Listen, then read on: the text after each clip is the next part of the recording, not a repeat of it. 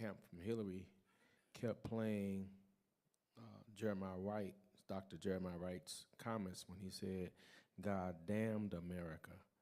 And so that's when a lot of publicity, that's when a lot of insight into liberation theology got lifted and highlighted, but of course it also got hijacked.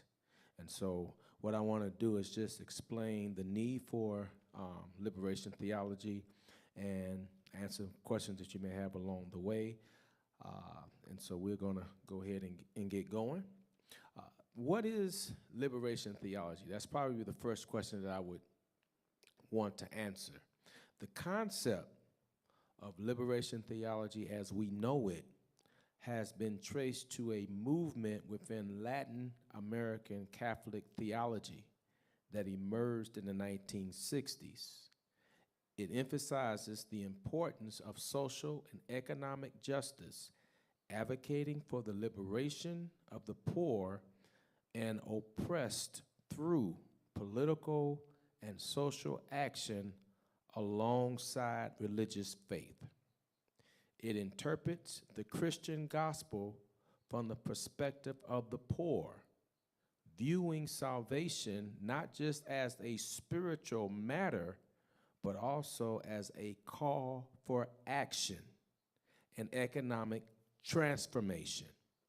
It prioritizes the needs and the experiences of the poor and the marginalized, viewing them as a source of theological insight and a guide for action. So already you're hearing action, transformation, you're hearing economic, you're hearing political and social, we're hearing the poor. It critiques economic, social, and political systems that perpetuate oppression and injustice, calling for their transformation. It emphasizes the importance of political action, including social activism and political engagement in achieving social justice. It seeks to create a more just society by addressing issues like inequality, human rights violations, and poverty. It emphasizes the need to engage with the realities of poverty and oppression, and to ground theological reflection in the experience of the poor. It calls for a transformed social order, moving beyond traditional religious practices to actively address social injustices. Examples of liberation theology include Latin American liberation, Black liberation, feminist liberation, womanist liberation, LGBTQ liberation, and other theologies. These are found in your Google search for the term, and they have done a good job, but we're going to connect the concept and the active work of God found throughout our Bible and the Old Testament.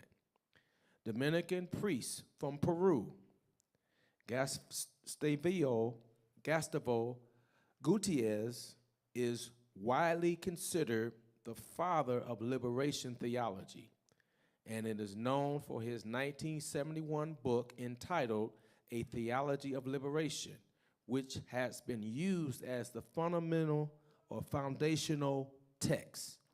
His theology emphasizes a Christian duty to aid the poor and oppressed, advocating for social justice and political involvement.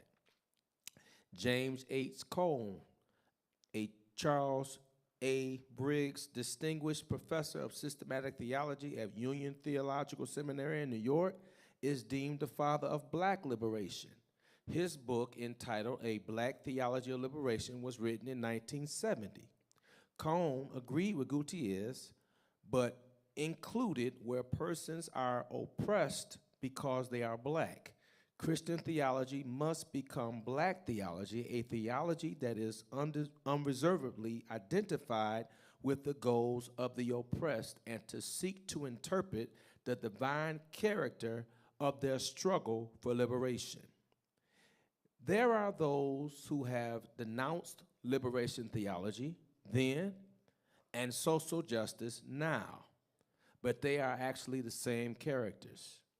Those who are privileged, in power, and want to maintain the status quo all have issues with liberation theology.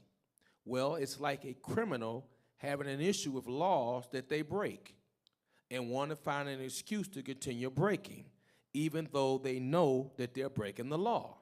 Some of the criticisms made and include the potential over-reliance on Marxist analysis, a focus on social structures that can overshadow individual responsibility, and the concerns about politicizing theology and potentially legitimizing violence, while others suggest that it can downplay traditional teachings about salvation and the role of the church, and I'll put houses of faith.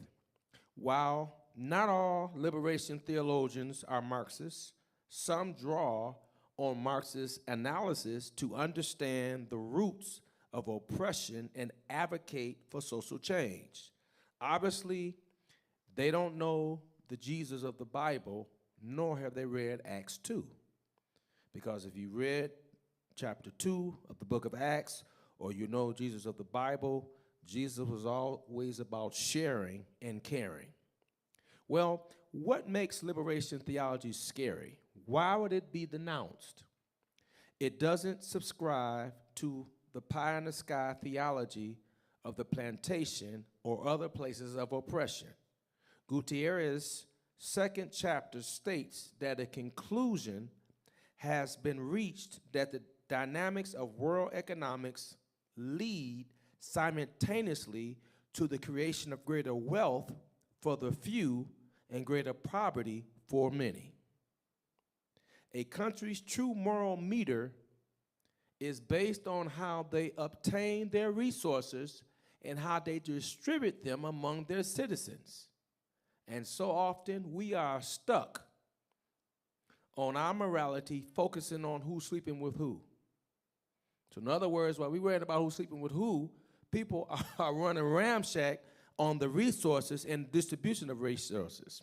3/4 of the world are people of color, like the ones being banned and deported, while a plane full of South Afrikaners have been given presidential privilege. While many among the religious right are silent, liberation theology calls it out.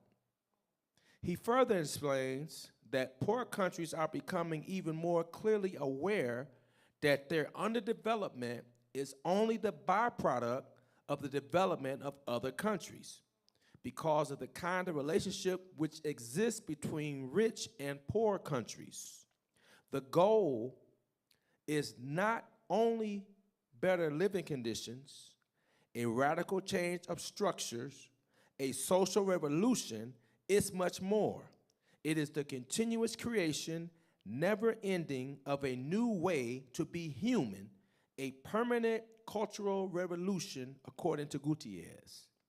This chapter shares the concept of a world where every man, no matter his race, religion, or nationality, can live a fully human life, freed from servitude imposed on him by other men or by natural forces over which he has no significant control. It concludes with the notion of sin, which is a breach of friendship with God and others, and is, according to the Bible, the ultimate cause of poverty, injustice, and oppression in which people live. Liberation expresses the aspirations of oppressed peoples and social classes, emphasizing the conflictual aspect of the economic, social, and political process, which puts them at odds with wealthy nations and oppressive classes. In the Bible, Jesus is presented as one who brings us liberation, Christ the Savior liberates from sin, which is the ultimate root of all disruptions of friendship and all injustice and all oppression. It's called injustice. Oppression and isms are sin. Remember, Jesus not only advocated for the oppressed of his time, he did something even better. He chose to be born to an oppressed people, and he lived among them. This is scary liberation theology because it challenges the Americanized Christ, which can only be found in America, in places of oppression that are heavily influenced by the American Jesus.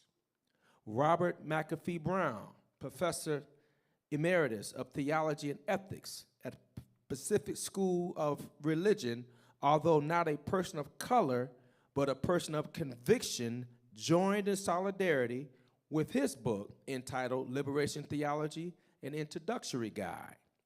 And he believes that liberation theology exists wherever there is oppression. In chapter 3 of his book, entitled To Know God is to Do Justice, Brown suggests that there are three emphases which makes the good news of liberation.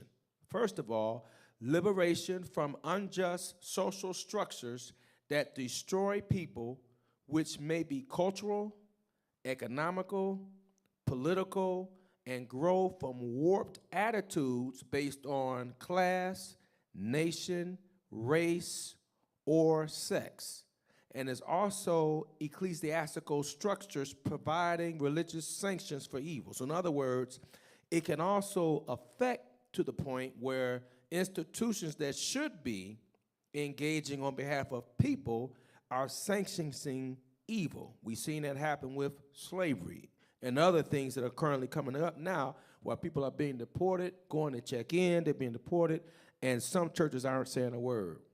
Some churches who claim to be fighting for the sanctity of life say nothing about the Palestinian children or children around the world that are now on the verge of starving to death because of the cuts that have been made to foreign aid. Silence. Liberation, secondly, from the power or fate because things need to not remain the way they are. For the biblical God is working actively for justice and seeks to enlist all of God's people in the struggle.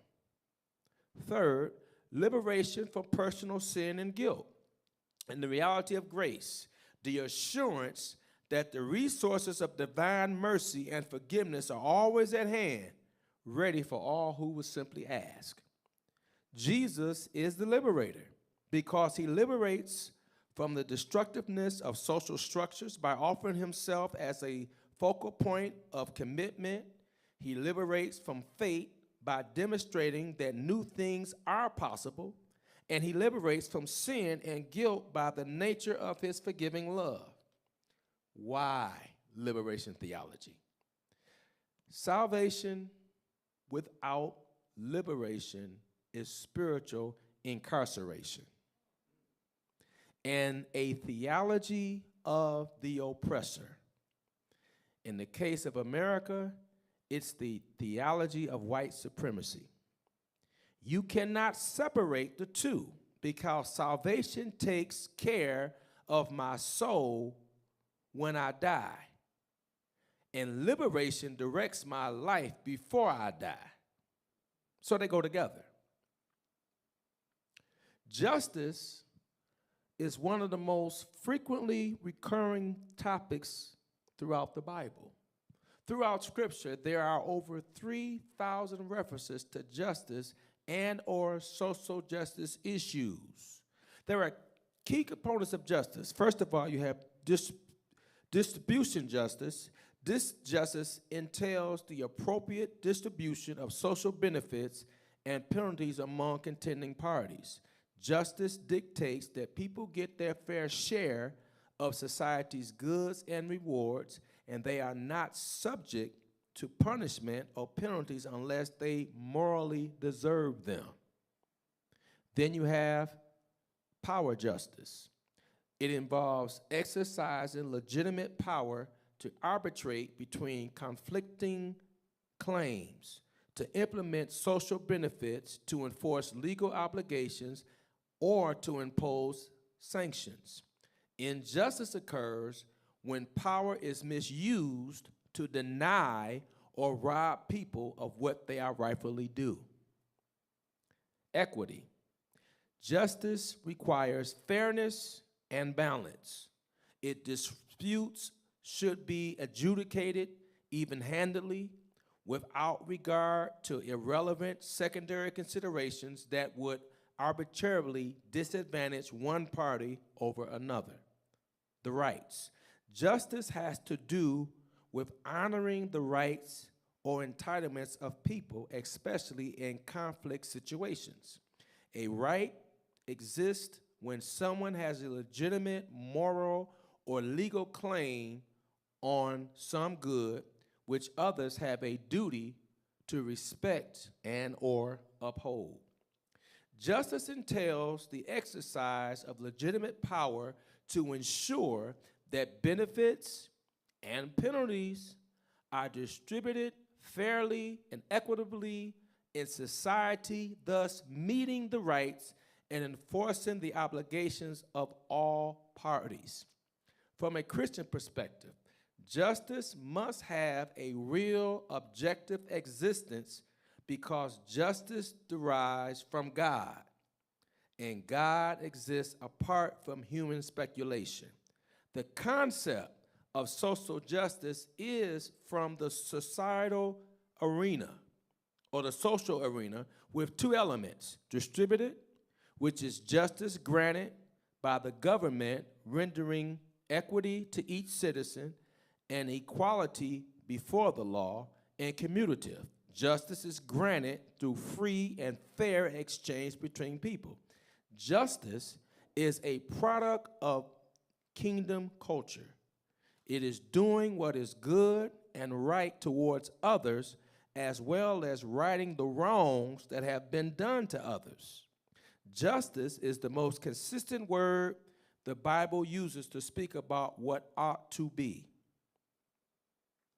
Those who oppose the responsibility of justice in doing what's right try to associate social justice with Marxists and socialist sub-zero economic policies, but they have nothing to say about Texas fully opening up in the midst of their pandemic because they were more concerned about keeping the economy going than losing the lives of individuals. There's equality versus equity. While we all are equal, we are not identical. God created, and God loves diversity. That is the reason why the beautiful sight of the rainbow have a variety of colors. God is not colorblind, God is color wise. In our quest for equality through integration, we assimilated, but America did not truly enjoy integration through diversity. Therefore, we didn't enjoy equity or equality because we lost many of our businesses and often status in our own community. Equity realizes that the uniqueness or diversity of people is a cause for celebration, not discrimination. Equity means equal rights, equal responsibilities, equal standings before the law for all citizens. Equality assumes sameness, uniformity, interchangeability. Some advocate for an equal starting place, a level playing field for every citizen. Others argue for equal outcomes. The goal of equality is to make diverse people all the same. Equality would divide an insulin dose equally between a healthy child and a diabetic child. But equity gives the diabetic child the whole dose of insulin because the healthy child doesn't need it. Social justice, as God intended, seeks equity, not equality, for the nation's citizens. Any Christian who would oppose DEI is probably an American Christian and not a follower of Jesus.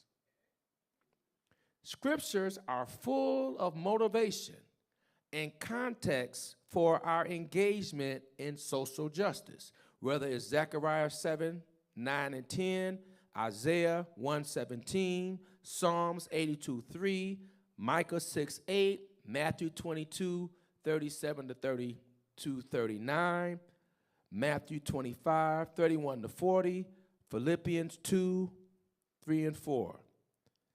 Now, liberation is what God established. God's first action towards humanity involved bringing liberation to an oppressed people who were being oppressed by an oppressive government. Isn't that what Exodus is all about? After they were emancipated, God gave them commandments, and this is how they break down. The first 4 relate to our relationship with God, vertical, but the last 6 relates to our relationship with each other, communal or horizontal. The 7th, 8th, and 9th deal with issues of social justice. In the 11th chapter of Exodus, verse 2, God told them to demand reparations. And in the 12th chapter, verses 34 and 35 and 36, because God did not want a newly emancipated group of former slaves to be dependent on the same oppressive government that had already enslaved them. An order of social justice and proclivity for justice was established by God to guide God's people, and any church or group void of social justice is void of God. Are not the prophets, especially the minor prophets, all addressing issues beyond simply the spiritual, but they also address issues that are economical, that are political, and are social? The prevailing theme is justice. It's not by accident, it's not by coincidence that Micah 6:8 says, "He has told you, O mortal, what is good, and what does God require of you, but to do justice, to love kindness, and to walk humbly with your God." Amos 5:23 and 24 says, "Take away from me the noise of your songs. I will not listen to the melody of your harps, but let justice roll down like waters, and righteousness like an ever-flowing stream." 3rd Isaiah 58:6 and 7 says, "It is not the fast that I choose, to loose the bounds of injustice, to undo the thongs of the yoke, and to let the oppressed go free, and to break every yoke. Is it not to share your bread with the hungry, to bring the homeless poor into your house, when you see the naked, to clothe and cover them, and to hide not yourself from your kin?" A just society is what God established and expects us, particularly those of us who claim God, to maintain. All houses of faith should be politically involved. Most are. But the question is, whose politics are they pushing and why?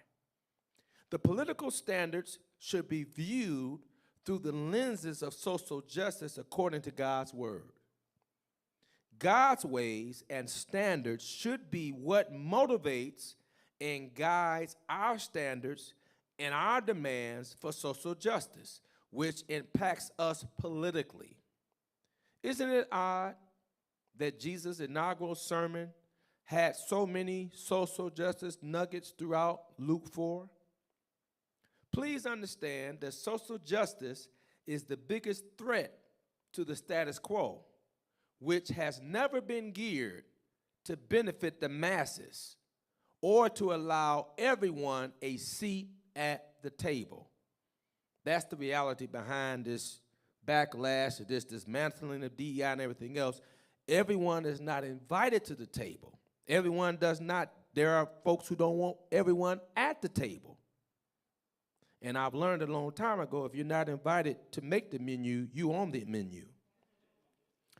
Didn't Jesus say, whosoever will, let them come? Doesn't Galatians 3:8 sound like a mandate for equality, equity, and justice for all? Because again, if everyone is at the table, then the status quo loses its status. That's why everyone is invited to the table, because the table doesn't seem as important. It's like getting on a plane and everybody's in first class. The quest for social justice is worldwide, but it's what God established. And I just find it hard to imagine that a quote-unquote Christian nation would have such a hard time with practicing social justice. If we are truly a nation founded on biblical principles, then why is there even a need for social justice? Unless our theology is jacked up and purposely focused on everything else but social justice. Long before New Testament church was officially formed in Acts, God's people were challenged to live in a system of social justice. And by the way, Galatians 3:28, which talks about in Christ there is no male, no female, no Jew, no Gentile or Greek, if you will. There is no bond or no free. That was the baptism formula. Before people would be baptized, that was the formula that they used to already put the mandate out there that we're all together. Why liberation theology? Because it has to save America. This country was founded and expanded on stolen land and stolen labor. Freedom of religion was never practiced. And if it was, it wasn't modeled after the God I know or the Jesus I serve. It must have been a white Christian nationalist Jesus that they were following. Exploitation and oppression were the main two elements that influenced the social fabric in America. But all the while, God's word hasn't changed, and the words of the prophets are still listed in the Bible. So while all this stuff was going on, it was still going contrary to the will and the way of God. There have always been prophetic voices that challenged the status quo, who dared to exploit and oppress other people who were also created by God. I just personally believe that anybody that has been created by God deserves respect because they were created by God. This prophetic calling is what inspired Frederick Douglass, who Ryan talked about, Nat Turner, Harriet Tubman, Toussaint Louverture, Gabriel Prosser, Denmark Vesey, Henry Highland Garrett, and other freedom fighters of liberation. Now we bring in the black church. Unlike any other church in this country, the black church was birthed in politics of social justice. This is what happened.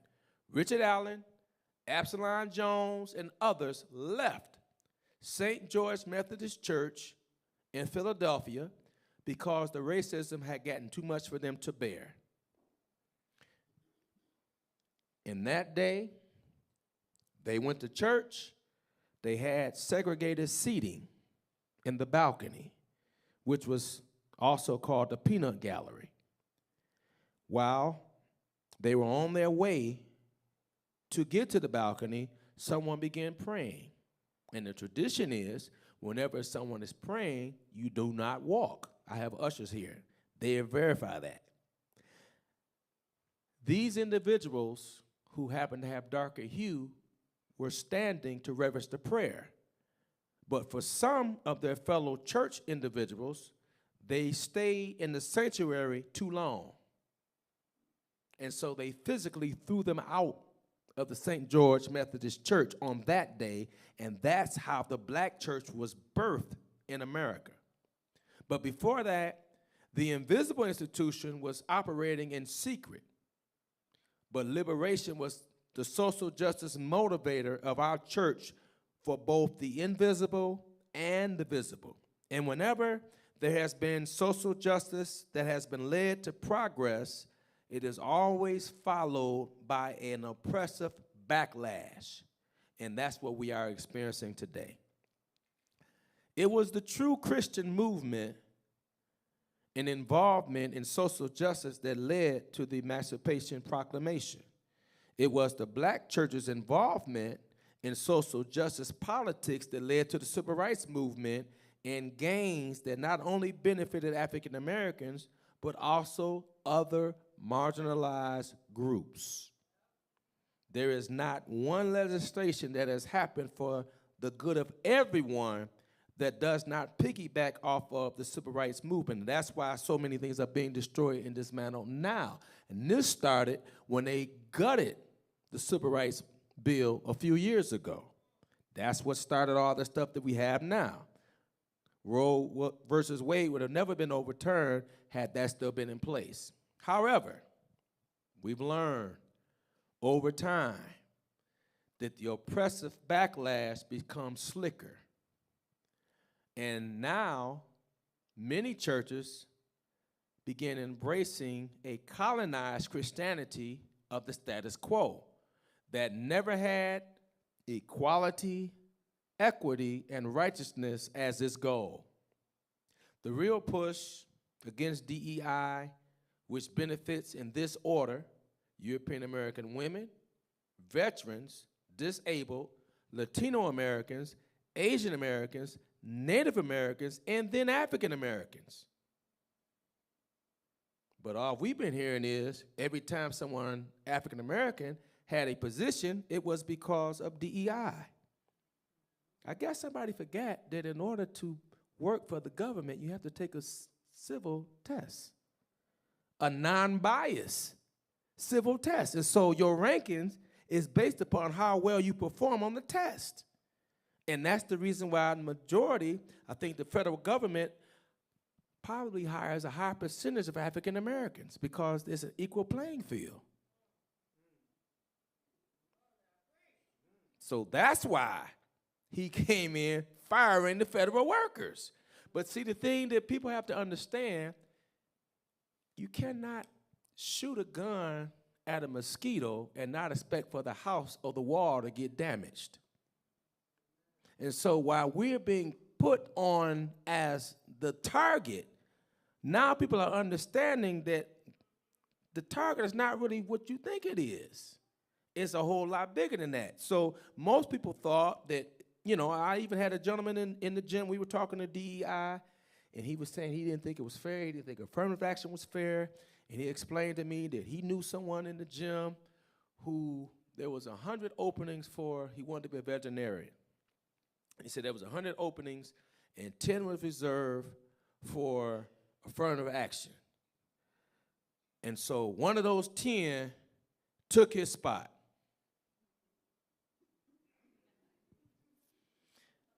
And I said, so you mean to tell me that he's more upset with the 10 he thought he was more qualified for than the 90 that he wasn't? I said, that's how privilege thinks. I went to school. I went to Northwood. Oddly enough, you'd never believe it.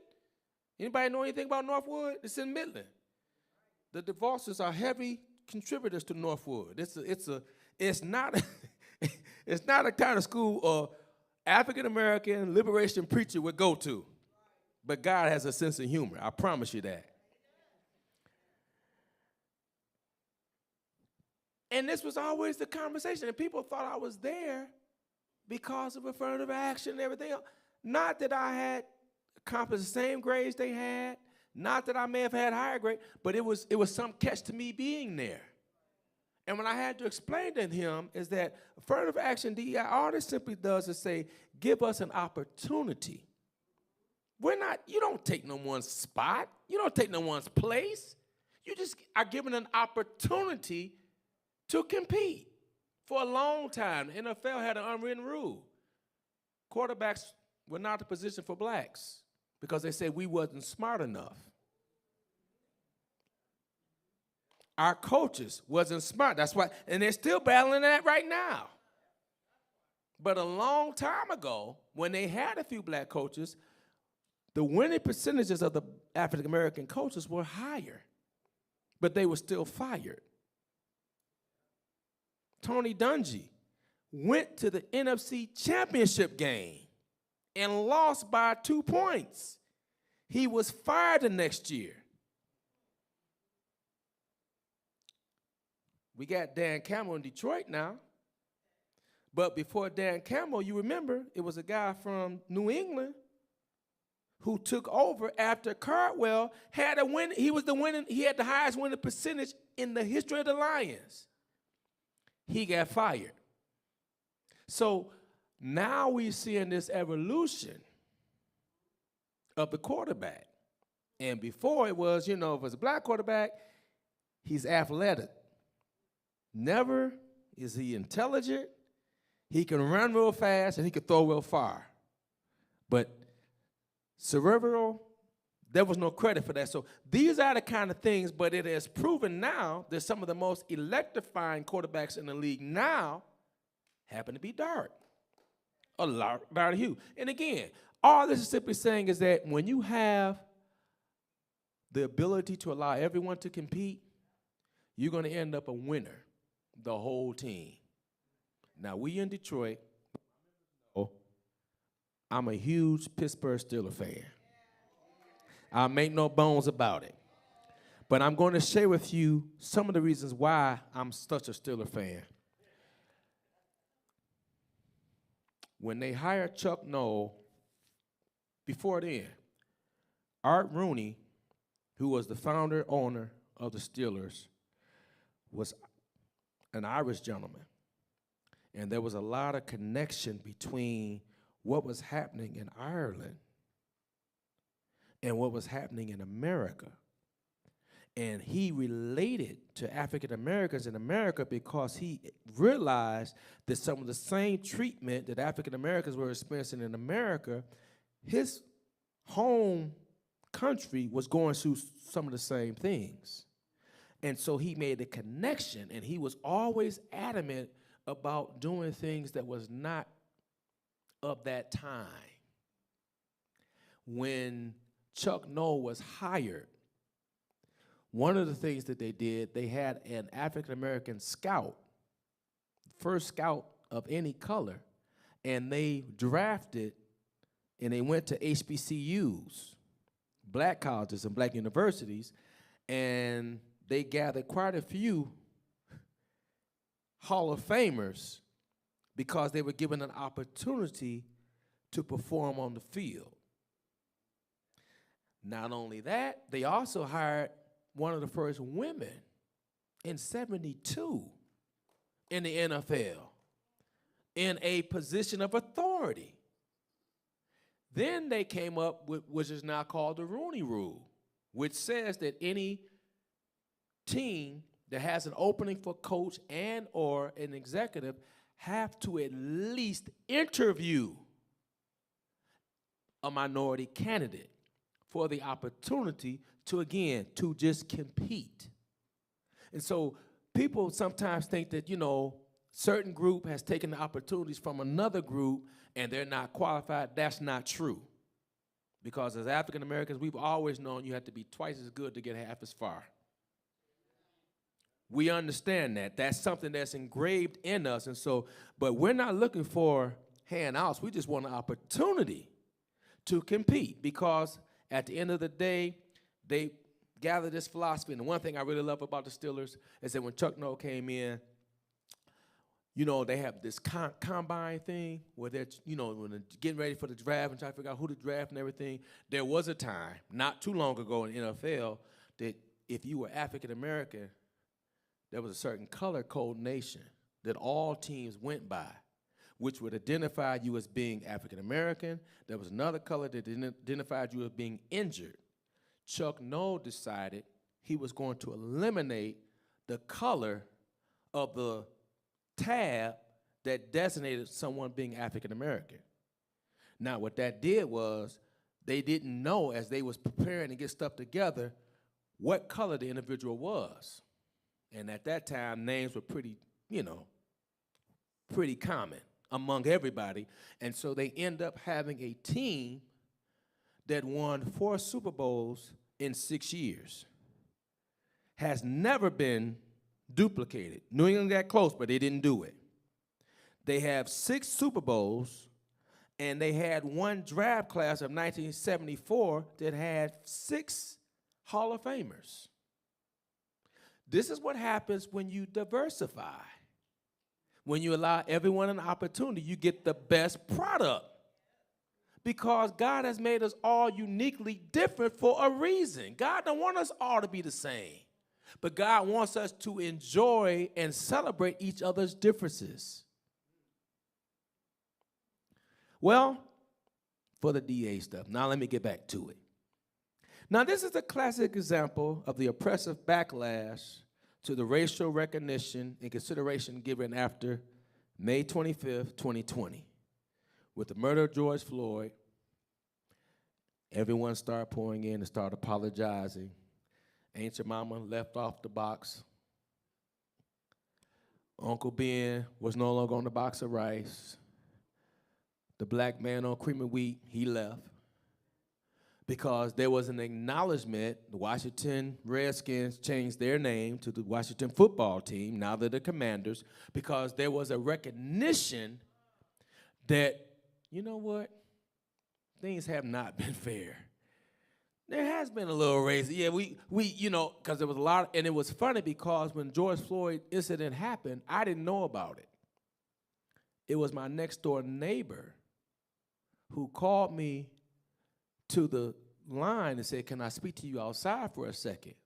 And she said, at the time, I was only African American in my subdivision. She said, "I remember some years ago, you told me that you have to be very particular and careful about your sons because they won't get the fair share if they ever stop by the police."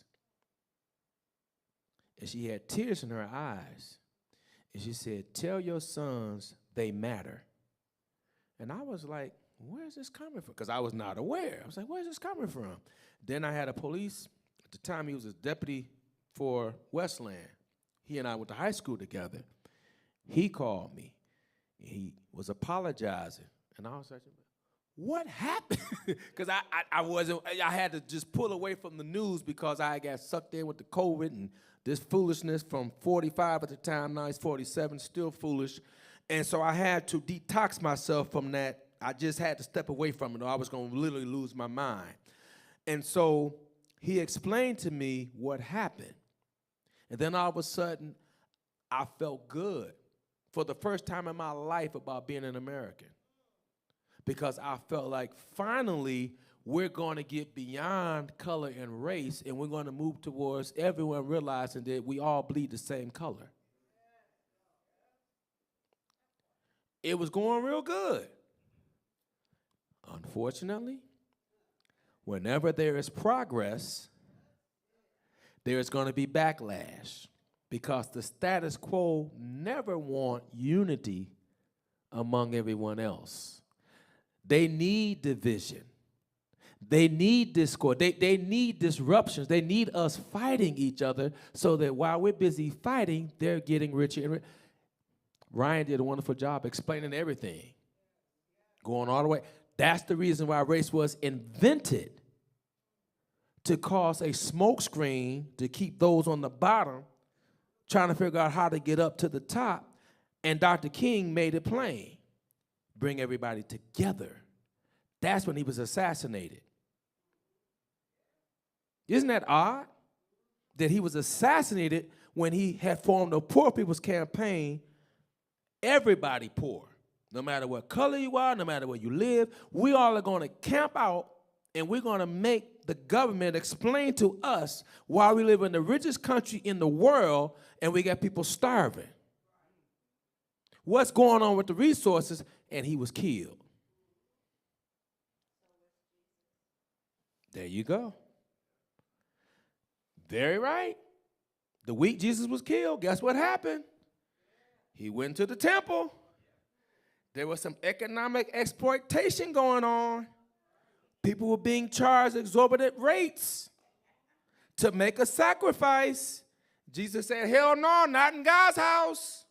He started throwing folk out. He started going upside people's heads. He had the disciples pinned at each section of the doors, and they wouldn't allow no one in or out. Read it. Mark talks about it. It's very subtle. But he says he wouldn't allow no one to come in or out.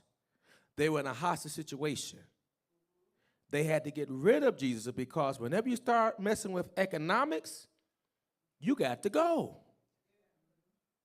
Now, ultimately, we know Jesus, the purpose of Jesus coming down, but that's what led to Jesus going down. It was after then they said, nope, we got to get rid of him yesterday.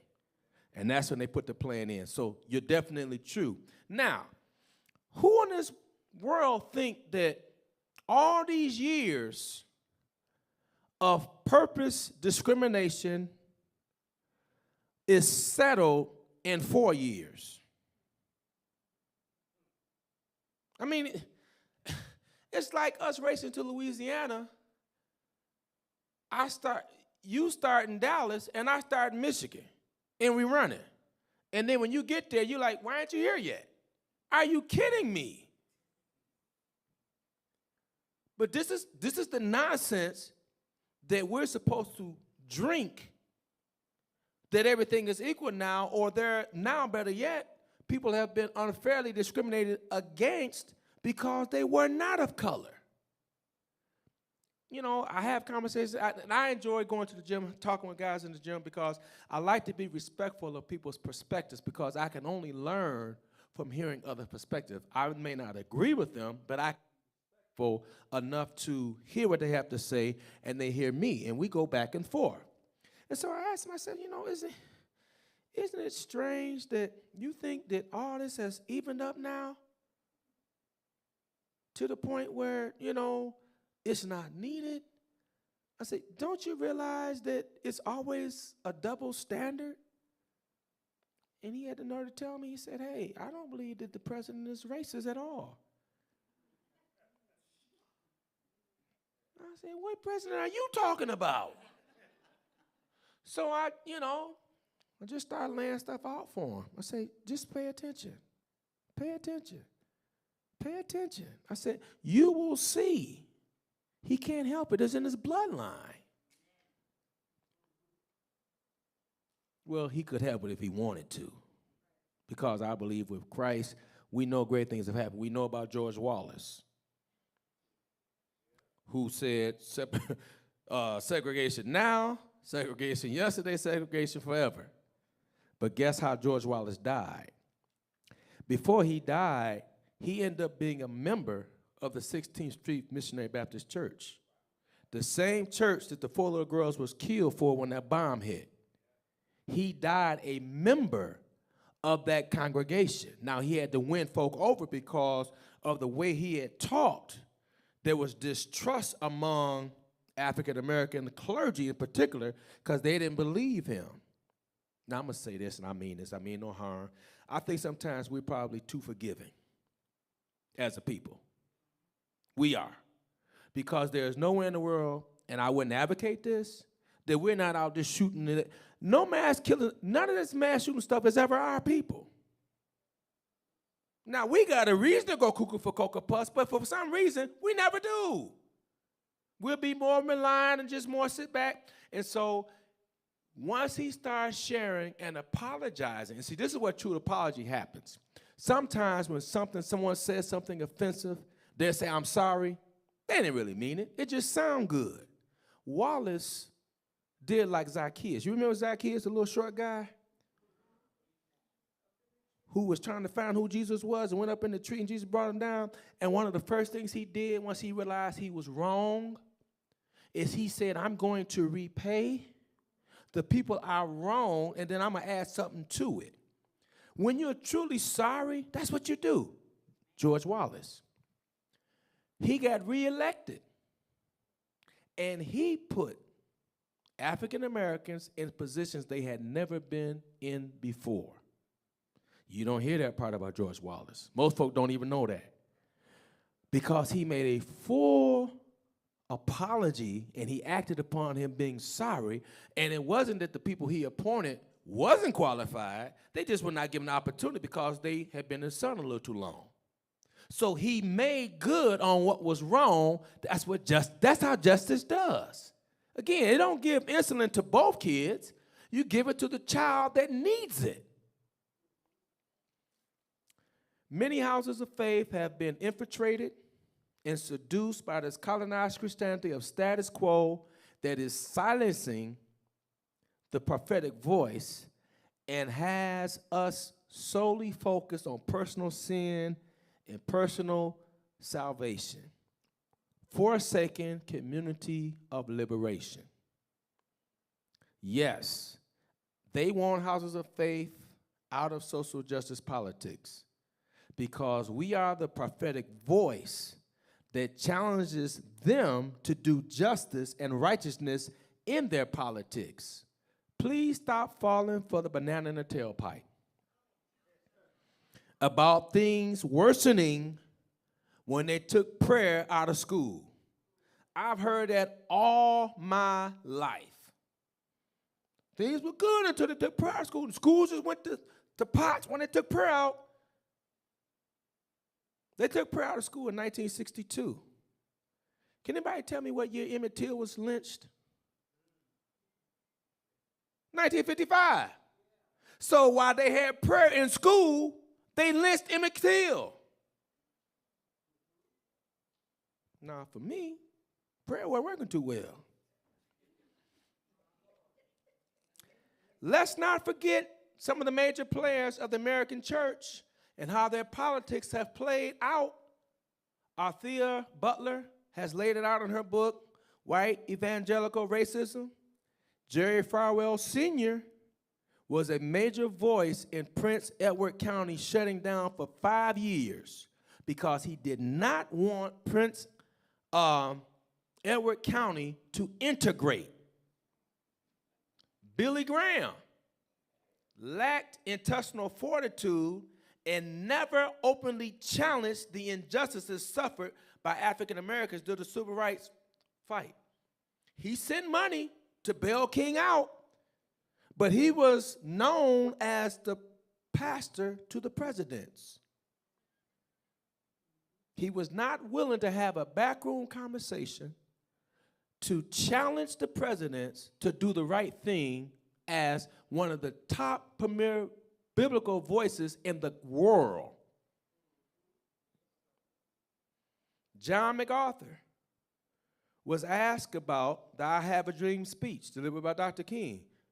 He quotes, "Little black children and little white children will hold hands when Jesus returns." Now, it bothers me because I know a great deal of my colleagues in the black church love John MacArthur, and they read his material, and it's like second to the Bible. The religious right flirted with Reagan and H.W. Bush.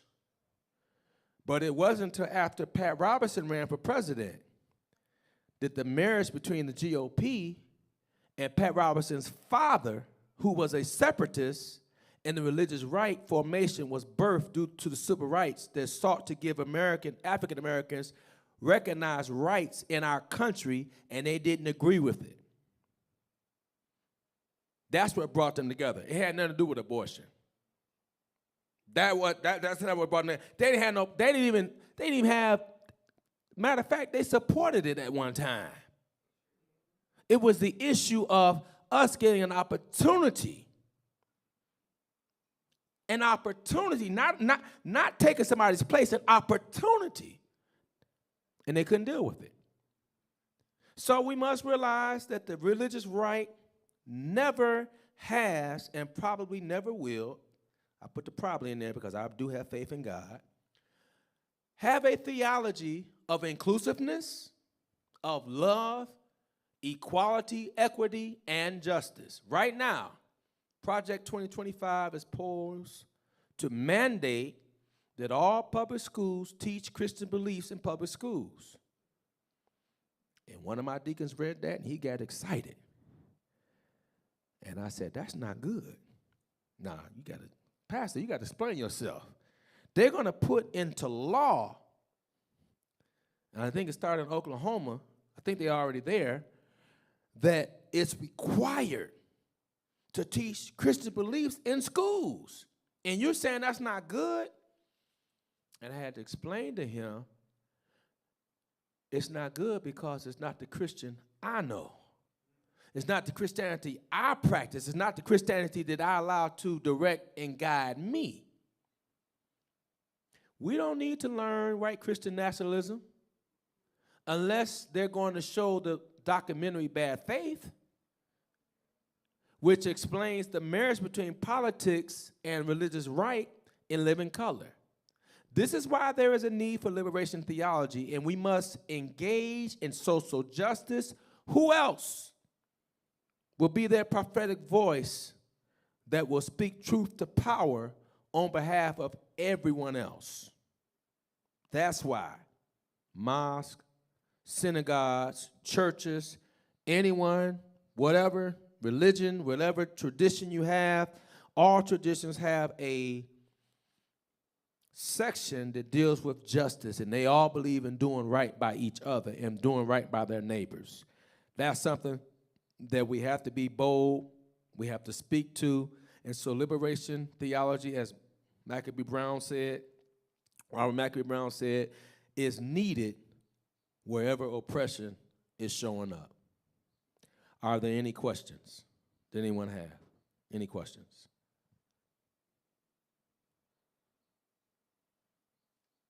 Did I put you to sleep?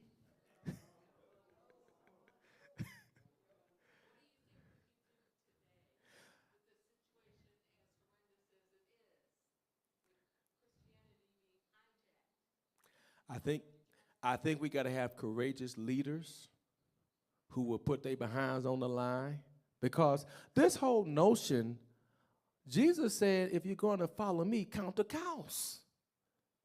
It costs to be a disciple of Jesus. My philosophy is that if it's too easy, you ain't doing something right. There has to be some blood, sweat, and tears. We are no better than Christ. Every disciple lost their lives outside of John. They threw John in Alcatraz. They tried to kill John, but he just wouldn't die. So we have to understand that it's bigger than us. And so we got to have some, and there were some leaders during the whole George Floyd thing who spoke out. And many of them were kicked out of their churches, were relieved of their responsibility. There was one church, I can't think of the name of the gentleman, he started a church, and it had grown to like thousands of people. And they threw him out when, this is what he did. He suggested that there be a conversation on race with African-American pastors from Detroit. And they threw him out the church that he formed and started. Something is very wrong with your Christianity if you can't even have a conversation that's uncomfortable.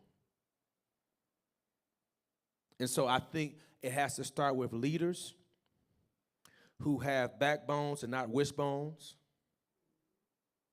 It has to start with people being willing to reevaluate. And you know, this is what the gospel does. It presents a mirror to us. And we look and see where we're wrong. And the best way to get strong is to work on your weaknesses. If I can't shoot free throws, I got to spend time after practice working on my free throws. I may be embarrassed, but if it means working harder at my weakness, that's going to make me better, and the team is going to win. So I think those are the things we have to have, and we got to have individuals like you all who come to things like this and go back and share, because one of the most impactful books I read is by Kelly Connolly, and this is one of the books I got during the pandemic. It's a very simple book. She's a Lutheran pastor, I believe. Her book is entitled Good White Races. And she's basically sharing a conversation with her fellow European Americans and giving a perspective. And it's sort of like with Ryan. Ryan did a wonderful job. And I think Ryan is very effective. And, he said, don't have him speaking, but I think he would be perfect because there are some individuals that will hear what he has to say because of what he looks like. That if I said the same thing, they would turn me off. So you have to know your audience. But I think that those kind of things, those conversations with family members and friends, that will be willing to have that conversation. It's not, and she mentions it, it's not a comfortable conversation when you realize that you may have had some Karen traits. Well, not you, but the notion of Karen. You know what they call a Karen, right? A Karen is like the lady who called the police on the man in the park because he was looking at birds. Well, not this Karen. We put it like that, but that's a standard. That's a standard, terminology that's used for that. But in that regard, we have to have, and sometimes we have to look at ourselves, and that's what the love of Christ does. It makes you look at yourself and figure out, where am I at, and how do I get better at this, and what steps do I need to take? Because I know for me, the challenge is always making certain that I'm showing love to other nationalities. There's a part of me that was very upset with my Latino brothers and sisters. It was a part of me that was very upset with my Arab brothers and sisters, because we've been trying to tell y'all what's going to happen. You drank the Kool-Aid, and now you're the first ones he's kicking out. But I got too much Christ in me to turn my back on them. And so I'm doing what I need to do to learn and advocate and speak to my own. Because many of my own folks, they don't care about them. I don't care about what happened in California. That's what they get. But that's not helping us. Because eventually, when they get through throwing them out, they're coming after us. That's the reality. And we have to understand we all in the same boat. So if the boat is sinking, it don't matter which side go down first. Eventually, the whole boat gonna sink. So we got to understand, and we have to have those conversations, and we got to present a situation where we can have that dialogue. So talking with your family, talking with your friends, particularly some of those who, they ain't quite like you. But that's how it starts in the conversation, and bring up some situations and tell them if they like football, tell them to read Mark Rooney's book on his father called A Different Way to Win, about the owner of the Pittsburgh Steelers, Jim Rooney.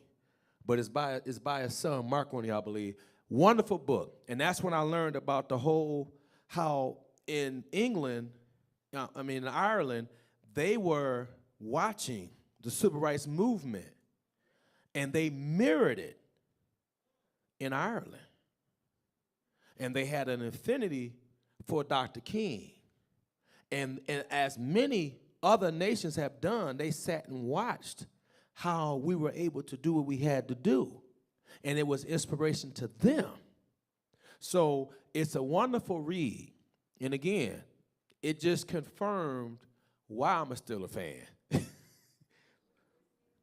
The book name of the book is a different way to win, a different way of winning. I believe it's Mark Rooney. It's Dan Rooney's son. It's either Mark or Jim Rooney. I should have it somewhere. But it's a different way of winning. But it's a wonderful book, and that may be an icebreaker. Or, depending on how tough their skin is, Good Right Racist by Kelly Connolly. It's a good read, and it taught me some things. And she mentions about the fact, of course, the running joke is black folk can't swim. I know, let's face it. I grew up with a lot of people who couldn't swim. But she explains why. Because during the days when they were public swimming, we were not allowed to go into the pool. You remember Dorothy Dandridge stuck her toe in the swimming pool, and they kicked everybody out the pool and cleaned and drained the whole pool because she stuck her toe in it. So when you're not encouraged, you're not allowed to go to public swimming pools and things of that nature, then, I wasn't segregated against it, but I lived literally a half a mile or maybe 5 miles to a little ski resort in Riverview. I forgot the name of it at the time, but it was on Sibley Road in Riverview, right before you got to 4th Street. It is now, and it's a golf course too. But back then, I never went because my thing was black folk don't ski, and that was just my thought. And then when I came here, I took a group of young folk to Mount Hope, and we went every year learning how to ski, and I enjoyed it. Then I thought about Sonny, and so I sort of hung up my skis. Who was married to Cher. He ran into a tree, and that's how he died. But again, it's just the fact of being open to have conversations and allow us you learn so much from other people. And God is so brilliant that God allows people with different perspectives, different walks of life. And again, I'm going to respect everyone that was created by God. And that's what we have to continually push. And particularly if we're Christians, that's the mandate of Christ, to love. So nowhere in the Bible is there any sanction of hatred. Nowhere in the Bible is that found. But it's practiced a whole lot. And if I'm against racism, I'm against sexism. So it's just a sense of being consistent and committed to equality and equity for everyone. Are there any other questions? Yes, ma'am. This is my own theological struggle. Because Christianity has this salvation and atonement.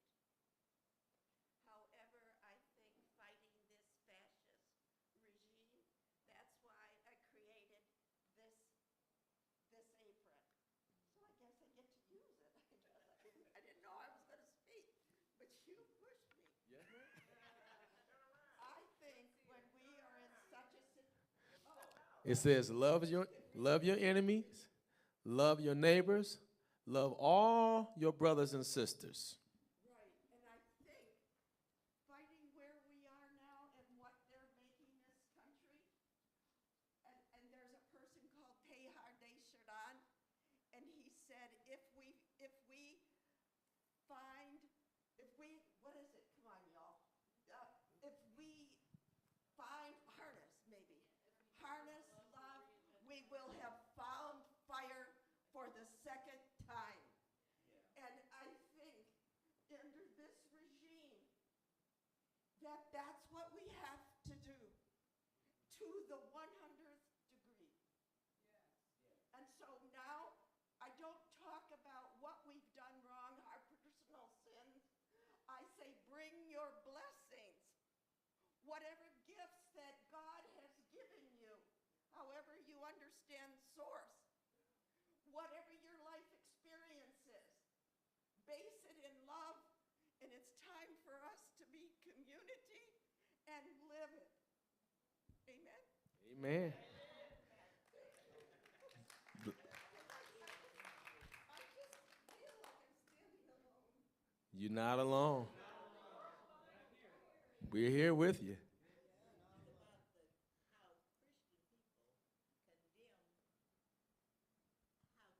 Good Christian people condemn people who are gay. Yep. I just had a long discussion. Well, the Bible suggested, actually showed me. Yeah. But we, good Christian people, if the person is not like us, you know, we can accept all races, but just because somebody happens to love somebody who is the same sex they are, Mm-hmm. we're wrong. And that's why I said you cannot be against one ism and support another. At the end of the day, you're either going to be all in to love everyone, regardless, or you're not. We don't love. You don't get to pick and choose with love. You either all in or you're all out. And so I think that's the thing, and that's why I say I've made a commitment to make certain that my ethic is love driven. And if I'm gonna be wrong, then I'm gonna be like that old song: if loving you is wrong, I don't want to be right. That's how I'm gonna be wrong. Because I'm gonna love the hell out of you and let God take care of everything else. Because at the end of the day, we need each other, and they know the powers that be. Again, it's only a few who get to enjoy the real stuff. The rest of us are fighting each other, thinking that we're taking it from each other, and they're taking far much more. This whole attack on Social Security and all this kind of stuff, they're trying to find $2 trillion to provide a tax cut for the top 1% who don't need it. And that's going to affect everyone. And so now you have a lot of people now with buyer's remorse because they're understanding, hey, this ain't just affecting black folks. This affecting me. Adonis? And then instead of taking the blame, they're trying to blame us over here, saying Oh, yeah. that other brown person that's making you mad. Oh, yeah. Oh, yeah. Yeah. He's, you know. He reminds me of Nebuchadnezzar. And we know what the Bible says what was wrong with Nebuchadnezzar or Herod. So, yeah.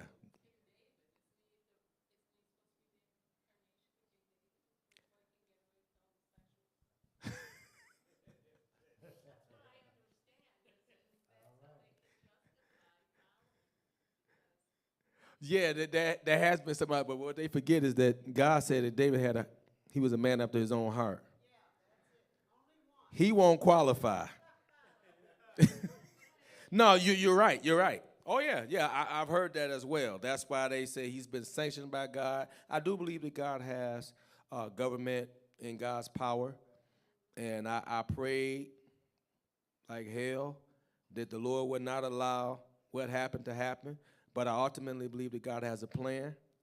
And I ultimately believe that because we were not together, we're going to be forced to come together now.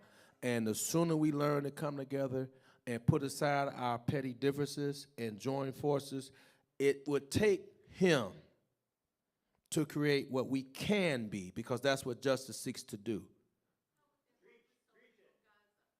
I'm sorry?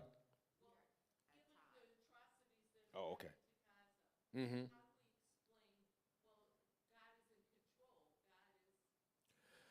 Well, I think we have to also understand that it's a participatory relationship. We have to do our part. God will always do God's part. But first of all, we got to acknowledge that what's happening in Gaza is wrong. And that means that if I got a Jewish friend, I got to tell him, I disagree.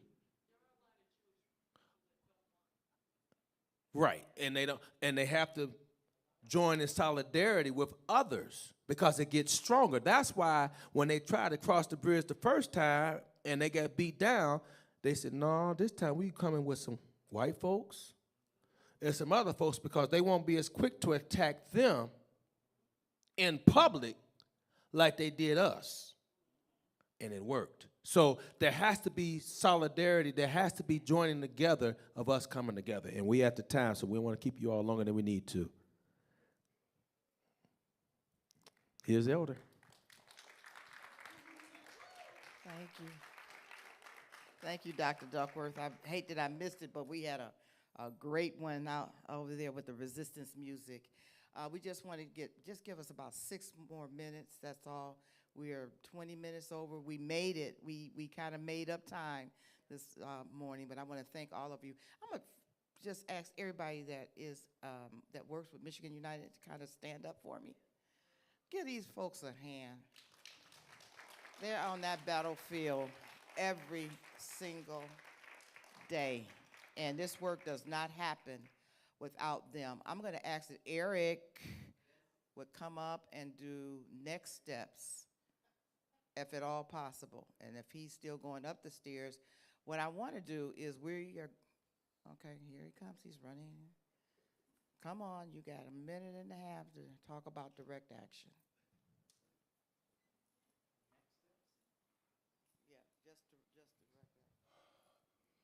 Okay, yeah. So we did some direct action training today, and if you can advance to the end, we can see some of the, okay, back up 3 or 4 slides. Okay, 3 or 4 more. Right, 1 more? Okay, forward 1. All right. We're caught up. Okay, good. So yeah, I did a direct action training, and I think I said, hey, if you want to put it into action, you're going to have a chance real soon. And here come some of those actions. And while I was in the direct action training, I said, who's going to the No Kings protest?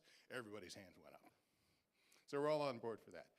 The one that Michigan United is going to be involved in is the one in Clark Park, but there's dozens, 67, what's the number now? 67, just in the state of Michigan alone. So there's no reason that you can't find one near you. Next slide. Okay, on June 17th, that's a Tuesday, we're going to be continuing to protest the receding of DEI policies. Some of you were with us when we were outside of Target because they rolled back their DEI policies trying to make King Trump happy, obeying in advance, which we know is one of the dangerous things you're not supposed to do. They paid the price, a heavy toll, lost a lot of money, and they're still sticking to their guns. So they don't want our business, we won't give it to them. That's all right. Now we're going to go to Sam's Club. They're next on the list. And say, do you want what they got? So at 5 o'clock during rush hour, Tuesday afternoon, there's a sidewalk that runs in front of Sam's Club, and we're going to be out there with our signs, and as potential customers try to come in, we'll persuade them to shop someplace else. Next slide. Oh, yes, question over here.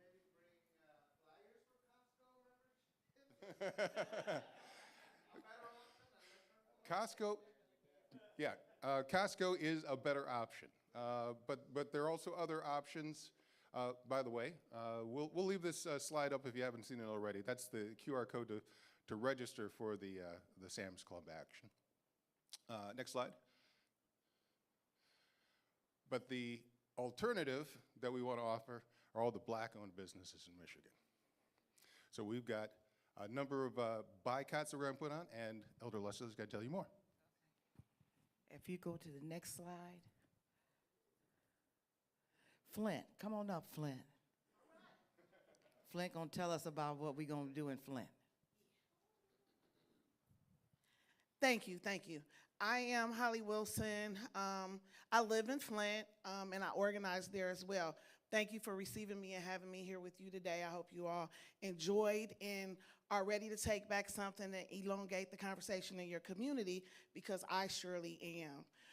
In Flint, we are going to be hosting an awareness spot, and shining the spotlight on a Black-owned business. Sheena Harrison, female Black. She's the founder of Drinks of Essence. It is a bartending school. It is the only bartending school in Michigan. She happens to be out of Flint, and she's doing very well. She started in 2015. Awareness is picking up for her in her own community. She's at 524 Buckham Alley, so if you've been in Flint, the cultural area, she's right in the alley, right behind Saginaw Street. And on June the 25th, which is a Wednesday, from 6 to 8:30, I am hosting a party, a mixology party. But what's most important about that is that people that have already started paying to come, it's $45 to come, right? Because we want to support, when we talk about boycotting and buy, we want you to stop spending your money in other places, but to patronize the Black businesses, right? And so we're starting right now in the month of June for Juneteenth, right? But we want you to do this year long, right? We want you to do this year long. But some of the conversation we had today was, we're not having these conversations. We're not having these hard conversations. We playing nice all the time, right? And so I'm gonna take back some of those nuggets we had today. I was thinking about, you was calling me out. I was thinking about some stuff. I'm ready to have some conversations and create a platform to do that, right? But we're also gonna have fun. She's going to be teaching us as a group and individually to make drinks, right? And show you what she can bring to your community. She also has like a mobile bartending session. She can come anywhere. I met her actually at a church because she does mocktails. So she does mocktails. So she covers all the bases. It's fun, it's fruity, right? And she has some new things on the horizon for the summer for stuff out in the park. So I want to invite you all. I think it's on the website, right? Okay, so there's a link, but I'm gonna hang back just a little bit. If you're really interested, let me know. I'll send you the link personally to your phone so you'll have it. We would love to have you. It's a Wednesday. You know, I don't know if you're familiar with like wind downs, so that's normally the time when people get off work and they wanna just kick back and have some fun, right? We're gonna have those conversations. And I was thinking about even the clip with John Earl, maybe showing a little bit of that and having some conversation about it. So that's what I have. Any questions for me? My name? Her name is Sheena Harrison, and her business is Drinks of Essence. Yep, and it should be on the website for Michigan United. Okay, thank you. If you move to the next one for me. Saginaw, come on up, Saginaw. I'm so sorry, but they are so tired. They have been out of town, and they so want to hit the road. And Pastor, he was a little long.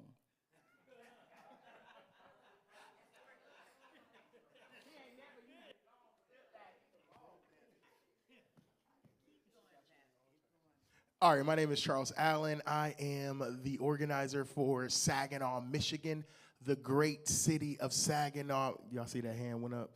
Anyway, of Saginaw, Michigan. Listen, we're one of the bellwethers in the great state of Michigan.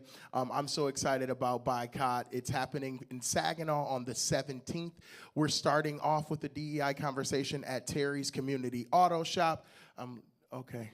I thought it was a mat back there. But anyways, and right next door, you're going to be able to support, and that's going to be from 12 to 3. You'll be able to support Brother Arthur's and also support Greeks Are Us. Brother Arthur's is food. Greeks Are Us is clothing. And Terry's is a community auto is a tire shop, but there's a reason why I wanted to start there. And so we adjusted it a little bit for you, and we made it happen. So it's called the Genesee Corridor Showcase, Black-owned business showcase. So please come down and support if you can. If you can't, donate to those businesses. Call them. Their numbers are available on our website. Please call them, donate in any way that you can, because this is the way that we started to change the layout of the land, is where, you know, when we had things like Black Wall Street burned down, there's Black businesses that you can support. And there's ways to bring them into the fold, because the wealth gap is still happening. So let's close that with our own dollars. Thank you. Do we have another slide? Oh, Detroit. Eloise, do you want to do Detroit? No, do you don't want to do? Okay. So, starting at 1 o'clock, we are going to be at Detroit Fixings. We're going to be at Detroit Fixings starting at 1 o'clock. We will go there, and right around 2:30, we're going to end up at the Lip Bar. I know some of you all like makeup, right? Right, Doc? Yeah, we like makeup, right? So we're going to buy some lipstick from a company. I think it's even been featured on the Today Show or something like that, the Lip Bar. Then we're going to leave the Lip Bar, and we're going to go to the Detroit People's Co-op. We're going to buy a membership there, or we're just going to buy food. And that's going to be right around 3:30, and that is on Monday, June the 16th. Then, after all of that, after the protest, the resistance protest, after the boycott, this is what we're going to do. Next Saturday, I want you to get them fans out and them cowboy boots. Come on over to the Inkster Park on John Daly, and we're going to have a good time. You can bring a picnic basket if you want to, but Doc has promised me that he going to really lay those ribs out, right? And Eloise, she going to fry chicken. So we're going to have watermelon fried chicken, you know, black food. No, I'm just joking. I'm tired. No, seriously, we're going to have real good food. We're going to have African food. We're going to have African-American food. We're going to have some American food. And we're going to bring music, and we're going to have games, and we just want to have a good time, because in resistance, it's not always about fighting. We got to find the joy, the peace, and we got to rest in it, because if you don't, you'll burn out, and you'll cause an unnecessary casualty. So that hard conversation that we had over there in Political Healers about developing community, that's exactly what we want you to do. We don't want this to be the last time that we see you. We don't want you to eat and run, but we want you to come back. You get an invitation to come and to organize, we want you to show up. And we don't want you to show up, what? Alone. Remember that word? Don't think that you have to do it by yourself. You're organizing, put people in the car. Isn't that right, Eric? He over there organizing. Put people in the car. But I want to thank Dr. Duckworth once again for opening up the church for us and the Kissimmee Missionary Baptist Church family. We appreciate everything that you all have done. They have been a consistent staple in this work that we have been doing. He is a wonderful, wonderful pastor. He is a wonderful, wonderful person, and the people that serve along with him are equally as wonderful. And I want to say to you, thank you so much for taking the time out to come today to break bread and to just begin to build community, because that's exactly right. You're not alone. Thank you. Oh, he want one more word. Hold on a minute. One more word. If you could back up the slides to the QR code.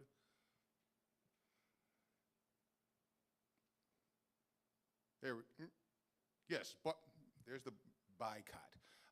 And this QR code will take you to the website with an interactive map that will tell you all the Black-owned businesses we want to support city by city. And you can click on it and tell you exactly the corner and how to get to that address. How about that? Technology is wonderful. Eloise, you had something? Yeah, I want to say something. And that's just going to take 30 minutes of your time. 30 seconds, I meant. No, I just want to take this time to recognize and appreciate Ella Leslie.